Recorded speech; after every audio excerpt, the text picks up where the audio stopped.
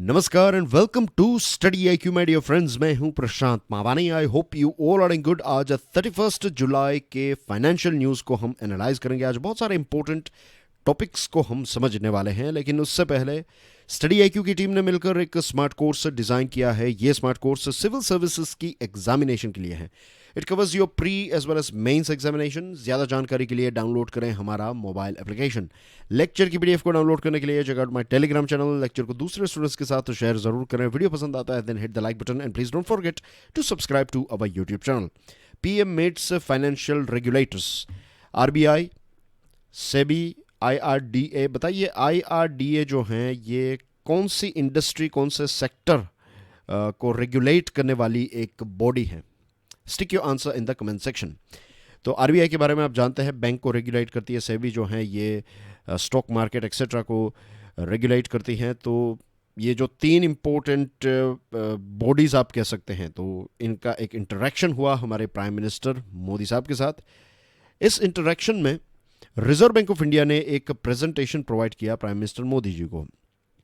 इसमें यह बताया कि फ़िलहाल हमारे देश में जो पब्लिक सेक्टर बैंक्स हैं, इसमें 50% से भी ज़्यादा होल्डिंग, यानी कि एक बैंक जो है इसमें 50% से ज़्यादा का शेयर जो है वो गवर्नमेंट का है। इसको कम करके हमें कर देना चाहिए 26%। ऐसा इस प्रेजेंटेशन में रिजर्व बैंक ऑफ इंडिया ने बताया है। दूसरा जो इम्पोर्टेंट स्टेप या फिर दूसरा जो इम्पोर्टेंट पॉइंट इस प्रेजेंटेशन में रिजर्व बैंक ऑफ इंडिया ने प्राइम मिनिस्टर या फिर आप कह सकते हैं कि गवर्नमेंट को बताया है, वो ये है कि पीएसबी, पब्लिक सेक्टर बैंक के जो चीफ्स होते हैं, उनकी एक टेन्योर जो है वो थोड़ी आप लंबी कर दीजिए। लंबी यानी कि कम से कम 3 से लेकर 5 साल का टेन्योर होना चाहिए, ताकि वो एक लंबे टाइम तक, एक इस 3 ईयर से लेकर 5 ईयर्स का जो टाइम है, इस टाइम में वो बैंक को बहुत ही अच्छी तरीके से, बहुत ही प्रोफेशनली अपने कंट्रोल में लेकर, जो बेस्ट व्यक्ति हैं वो बेस्ट तरीके से, अगर उनको एक राइट अमाउंट ऑफ टाइम दिया गया, तब जाकर वो कोई बदलाव या फिर कोई इम्प्रूवमेंट ला पाएंगे। एक और चीज़ यहाँ पर रेकमेंड की है, प्रोफेशनलिज्म अगर हमें चाहिए तो देखिए, जो ये टॉप बैंकर्स हैं, पीएसबी के जो चीफ्स हैं, उनकी सैलरी जो है वो भी प्राइवेट सेक्टर के साथ मिलती जुलती होनी चाहिए। कि प्राइवेट सेक्टर, जो प्राइवेट बैंक्स हैं, उसमें परफॉर्मेंस के आधार पर आपको पैसे मिलते हैं। तो ऐसी ही चीज़ें जो हैं वो पीएसबी के जो हेड्स हैं, जो चीफ्स हैं, उनको इसी प्रकार का एक पैकेज जो है वो मिलना चाहिए, ताकि वो फाइनेंशियली भी मोटिवेट रहें। अगर उनको सैलरी और उनका अगर लेट्स से जितना ज़्यादा बैंक का परफॉर्मेंस, उतनी बड़ी उनकी सैलरी होगी, तो एक डायरेक्ट पर्सनल उनका एक वो हो जाएगा कि अगर बैंक प्रॉफिट में होगी, ज़्यादा परफॉर्म करेगी, तो फिर उनको उतना ही ज़्यादा या फिर उतना ही बड़ा इंसेंटिव मिलेगा। तो this is a thing that we need to do, ऐसा रिजर्व बैंक ऑफ इंडिया ने प्राइम मिनिस्टर मोदी साहब को बताया है। Prime minister Modi has been meeting various stakeholders. उन्होंने अलग अलग स्टेक होल्डर्स के साथ मुलाकात की, और ये मुलाकात जो है इसमें इंटरेक्शन होता है, बातचीत होती है, प्रॉब्लम्स के बारे में, क्या क्या चीज़ें चाहिए, क्या क्या चीज़ें होनी चाहिए, ये सारी चीज़ों के बारे में प्राइम मिनिस्टर साहब को अपग्रेड और अपडेट किया जाता है। He met PSB executives on Wednesday. आपको पता होगा कि इससे पहले की जो हमारी डिस्कशन थी उसमें मैंने बताया था कि बैंक के जो चीफ हैं, एसबीआई और बैंक ऑफ बड़ौदा एक्सेट्रा, तो इन सारे पीएसबी के जो एग्जीक्यूटिव्स हैं उनके साथ प्राइम मिनिस्टर साहब की मुलाकात हुई। अब उनकी मुलाकात हो रही है आरबीआई, सेबी और आईआरडीए के साथ। दूसरे जो सजेशंस इसमें इंक्लूडेड हैं वो ये हैं, monetisation of public infrastructure assets through infrastructure investment trusts. जो पब्लिक इंफ्रास्ट्रक्चर हैं, इसका मतलब ये है कि बहुत सारी, देखिए हमारे देश में ऐसी कंपनीज हैं जिसको हम कहते हैं central public sector undertaking, CPSU कहते हैं, राइट। या फिर आप कह सकते हैं कि सेंट्रल गवर्नमेंट की बहुत सारी ऐसी कंपनीज हैं जिनके पास बहुत ज़्यादा ज़मीन है, और बहुत सारी ऐसी ज़मीनें जो हैं वो काफ़ी प्राइम लोकेशंस में हैं, इंडस्ट्रियल जोन के बहुत ही पोश या फिर प्राइम लोकेशन में इनके पास बहुत ज़्यादा ज़मीन है, और इन ज़मीनों का ऐसा कोई ख़ास इस्तेमाल नहीं हो रहा है, एक लंबे टाइम से सरकार की ये ज़मीन है। तो इन ज़मीनों को अगर बेचा जाए, ऐसी कुछ एसेट्स हैं जिनको अगर बेचा जाए, इनको अगर प्राइवेट प्लेयर्स के हाथ में दे दिया जाए, तो क्या होगा, पैसे आएंगे गवर्नमेंट के पास, इन पैसों का उपयोग गवर्नमेंट जो है वो दूसरे सेक्टर में कर सकती है। तो जो एक प्रकार से प्रॉपर्टी की वैल्यू ज़्यादा है लेकिन डेड प्रॉपर्टी की तरह है, क्योंकि इसका कोई इस्तेमाल नहीं हो रहा है सालों से, तो इट इज़ बेटर कि हम इसको इस प्रकार से बेच दें और इसको मोनेटाइज कर दें। फिर एक दूसरा सजेशन है encouraging retail investment. Retail investment का मतलब क्या है? इसका एक बहुत ही सिंपल मतलब है, रिटेल यानी कि लोग भी इक्विटीज़ खरीद पाएँ, बॉन्ड्स खरीद पाएँ बैंक्स के, या फिर बॉन्ड के माध्यम से। अगर मान लीजिए कि इंडिविजुअल्स, आपके पास 10,000 रुपये हैं, किसी के पास 50,000 रुपये हैं, किसी के पास 1 लाख रुपये हैं, तो आपने ऐसे कोई अट्रैक्टिव गवर्नमेंट बॉन्ड्स इश्यू किए, तो होगा ये कि लोग जो हैं वो इनको खरीदेंगे, उनका पैसा जो है वो सेफ हो जाएगा क्योंकि उन्होंने गवर्नमेंट बॉन्ड्स खरीदे हैं, और सरकार को पैसे मिल जाएंगे एक अच्छे रेट के ऊपर। जो भी आप खरीदते हैं, भले ही आपको बॉन्ड्स अगर आप इश्यू कर रहे हैं तो भी आपको कुछ अलग अलग टर्म्स है, डिविडेंड हैं, प्रॉफिट हैं, इंटरेस्ट पे हैं, राइट? तो you have to give back something, इसलिए आपको कुछ ना कुछ तो देना पड़ेगा। लेकिन अगर एक लोन ली है तो फिर लोन का इंटरेस्ट थोड़ा ज़्यादा होगा। अगर आपने एक बॉन्ड इश्यू किया है तो फिर कंपेयर टू लोन जो है वो एक आप कह सकते हैं ईजी सोर्स है। ईजी तो मैं नहीं कहूँगा, लेकिन easy is not the right word, but I was use the word कि एक रीजनेबल रिटर्न देना पड़ेगा आपको कंपेयर टू लोन। लोन में थोड़ा ज़्यादा आपको इंटरेस्ट जो है वो पे करना पड़ेगा। तो ऐसे कुछ रास्ते जो हैं वो हमें ढूंढने चाहिए। उसके पीछे रीज़न भी ये है कि कोविड-19 जो हुआ, लॉकडाउन जो हुआ, तो बजट में सरकार ने ये तय किया था कि बोरोइंग, सरकार मैक्सिमम कितना बोरो करेगी, 7.6 लाख करोड़ रुपीस, लेकिन इसको इंक्रीज करके 12 लाख करोड़ रुपीस करना पड़ा सरकार को। तो ये जो एक्स्ट्रा लगभग हम कह सकते हैं 4.4 लाख करोड़ रुपीस जो सरकार बोरो करेगी मार्केट में से, तो इसका इंटरेस्ट आप सोचिए कितना ज़्यादा होगा। तो इसके लिए हमें रिटेल इन्वेस्टमेंट के बारे में भी सोचना चाहिए। फिर जो इंटरेस्ट रेट जो आरबीआई ने जो हम कहते हैं रेपो रेट कम किया, तो इसकी वजह से जो दूसरी बैंक्स अपना इंटरेस्ट रेट कम करेगी, तो ये भी हमें एक ट्रांसमिशन जो है इसका वो भी देखने को मिल रहा है कि आरबीआई ने इंटरेस्ट रेट कम किया तो फिर बाकी की जो बैंक्स हैं, SBI, Canara bank, bank of Baroda etcetera, तो इन्होंने भी इंटरेस्ट रेट को थोड़ा कम किया। ऐसा नहीं है कि आरबीआई ने जितना कट किया उतना ही उन्होंने किया, लेकिन थोड़ा बहुत ट्रांसमिशन हमें यहाँ पर देखने को मिल रहा है। और बैड लोन्स की बात करें तो दुनिया के दूसरे देशों में जिस प्रकार की बैड लोन्स की सिचुएशन है, ऐसी ही सिचुएशन भारत में भी देखने को मिल रही है। फिर एक इंटरेस्टिंग टॉपिक है आपकी स्क्रीन के ऊपर, कलर टीवी। लगभग 20 सालों से कलर टीवी के इंपोर्ट्स के ऊपर कोई रेस्ट्रिक्शन नहीं था, लेकिन अब सरकार ने यह तय कर दिया है कि कलर टीवी, जिसको आप कह सकते हैं, कलर टीवी में भी मैं बता रहा हूँ सीबीयू, ऐसी कोई खास, सीबीयू का मतलब होता है completely build units. Completely build units यानी कि पूरा ये जो टेलीविज़न है वो कहीं पर बन चुका है, फाइनल प्रोडक्ट बस यहाँ पर आकर इसको डिस्ट्रीब्यूट ही किया जाएगा। डिस्ट्रीब्यूटर या फिर होलसेलर जो हैं उनको ये डायरेक्टली टीवी, लाखों ऐसे टीवी जो हैं वो इंपोर्ट किए जाते हैं और फिर इनको अलग अलग जगहों पर डिस्ट्रीब्यूट किया जाता है और फिर इनको फाइनली बेचा जाता है। तो ऐसे कंप्लीटली बिल्ड यूनिट्स के ऊपर कंप्लीट रेस्ट्रिक्शन लगा दिया है भारत ने। इसके पीछे मेन रीज़न है कि हम हमारी डोमेस्टिक प्रोडक्शन या फिर डोमेस्टिक कैपेसिटी को इंक्रीज़ करना चाहते हैं। ज़्यादातर ये टीवीज़ किस देश में से आते हैं? As we all know, China. अब आपको अगर टीवी ऐसी कोई चीज़ें इंपोर्ट करनी है then you would require a specific licence, और जिस प्रकार का माहौल है आपको पता ही चल गया होगा कि अब इसका लाइसेंस मिलना जो है वो नियरली इम्पॉसिबल सरकार ने बना दिया है। डीजीएफटी का नोटिफिकेशन है कि import policy of colour television sets is amended from free, पहले ये फ्री कैटेगरी में था कि विदाउट परमिशन आप इसको यहाँ पर इंपोर्ट कर सकते हैं, लेकिन अब इसको रेस्ट्रिक्टेड कैटेगरी में डाल दिया गया है। मैं आपको बताऊं कि आज हमारे देश में जो कलर टीवी हैं तो 35% जितने जो कलर टीवीज़ हैं उनको हम डायरेक्टली इंपोर्ट कर सकते हैं, इंपोर्ट करते हैं। तो आप सोचिए कि क्या हम इनको यहाँ पर पैदा नहीं कर सकते? ऑफ कोर्स कर सकते हैं।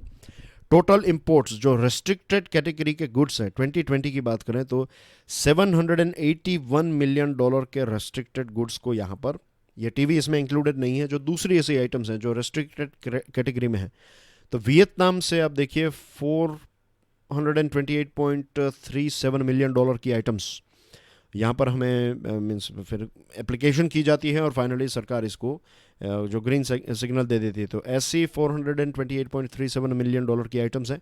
और चाइना से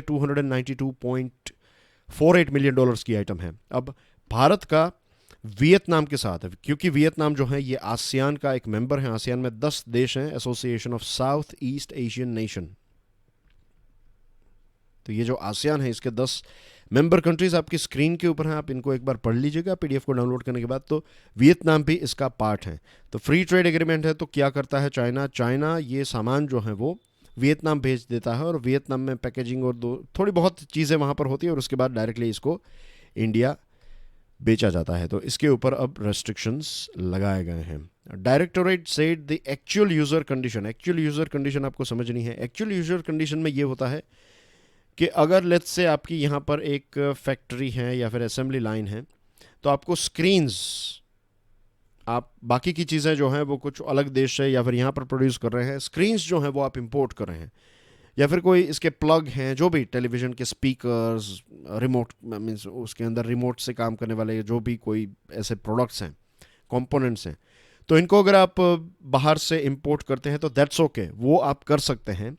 लेकिन स्टार्टिंग में जो मैंने आपको बताया कि सीबीयू जो है वो आप नहीं कर सकते, कंप्लीटली बिल्ड यूनिट को इंपोर्ट नहीं किया जा सकता। तो actual user refers to a person who utilizes the imported goods for manufacturing is in his own industrial unit or his own use in another unit.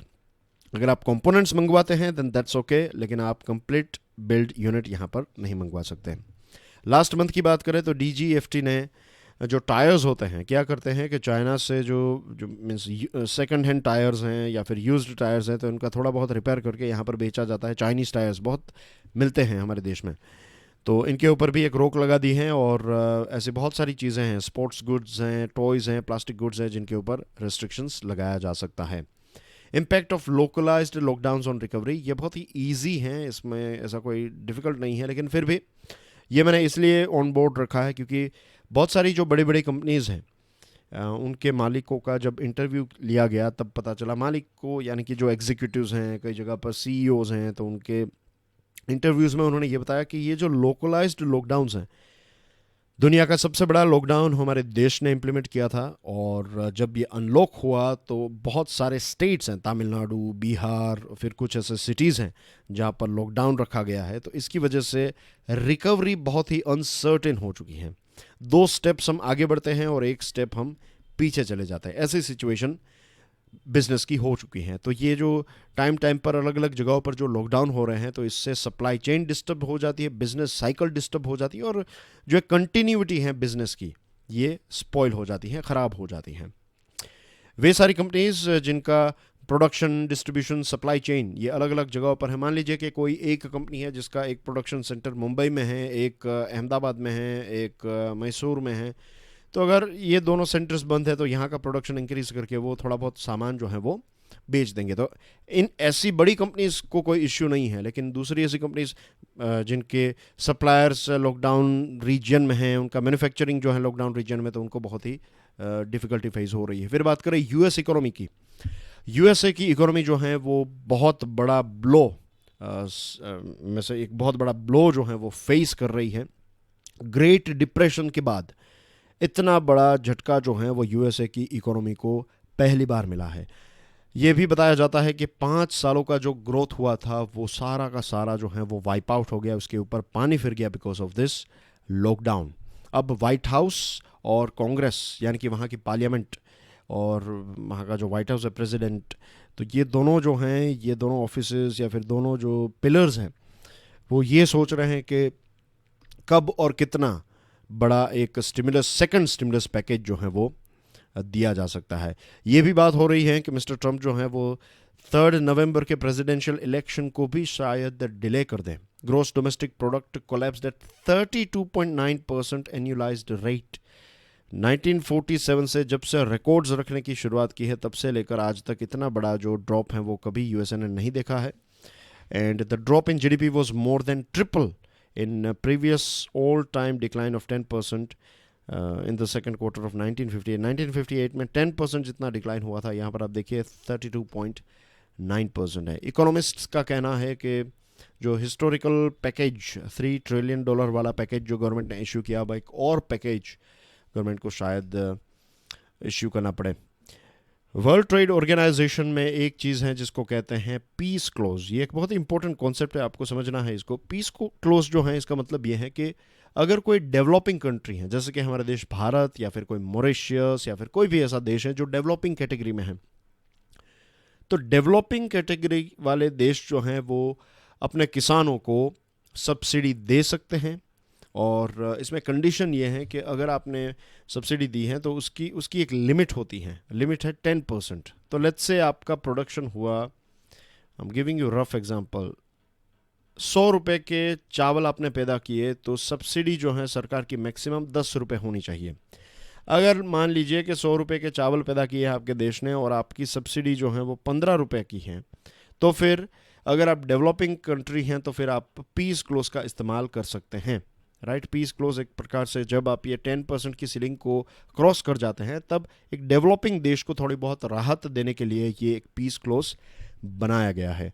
अब USA, EU, Canada, Brazil, Japan, Paraguay, ये सारे देशों ने भारत के ऊपर ये प्रश्न उठाया है कि आपके जो चावल पैदा करने वाले किसान हैं उनको जो आपने सपोर्ट किया है ये 10% से भी ज़्यादा हैं, और कुछ प्रोडक्शन जो हैं ये $43 बिलियन का हुआ है, और आपने जो सब्सिडी दी है उनको जो सपोर्ट प्रोवाइड किया है ये $5 बिलियन का है। तो ये 10% से ज़्यादा हो गया, 5 बिलियन, राइट। $43 बिलियन का 10% जो है उससे ज़्यादा हो गया। 4.3% होना, 4.3 बिलियन होना चाहिए। आपने 5 बिलियन यहाँ पर सपोर्ट दिया है, तो एक्सप्लेनेशन दीजिए। तो भारत ने पीस क्लोज का इस्तेमाल किया। भारत ने यह बताया कि हम एक डेवलपिंग कंट्री हैं और जो पीस क्लोज हैं उसके तहत हमने ये सपोर्ट प्रोवाइड किया है। और भारत ने यह बताया कि हमारे देश में एक तो हमें फूड सिक्योरिटी मेंटेन करनी है, दूसरी चीज़ें हमारे देश के जो किसान हैं वो गरीब हैं, मैक्सिमम किसानों के पास एक छोटी सी ज़मीन होती है, तो गवर्नमेंट के सपोर्ट के बिना ये भी खुद सर्वाइव नहीं कर पाएंगे, तो फिर देश की सिक्योरिटी का, फूड सिक्योरिटी का क्या होगा। तो ये चीज़ भारत ने बताई है। अब देखते हैं कि आगे जो है वो इसमें क्या होता है, लेकिन सबसे इंपॉर्टेंट चीज़ थी ये पीस क्लोज। आई होप ये चीज़ आपको समझ में आ गई होगी। And that's everything from my side. Thank you very much. God bless you all. जय हिंद।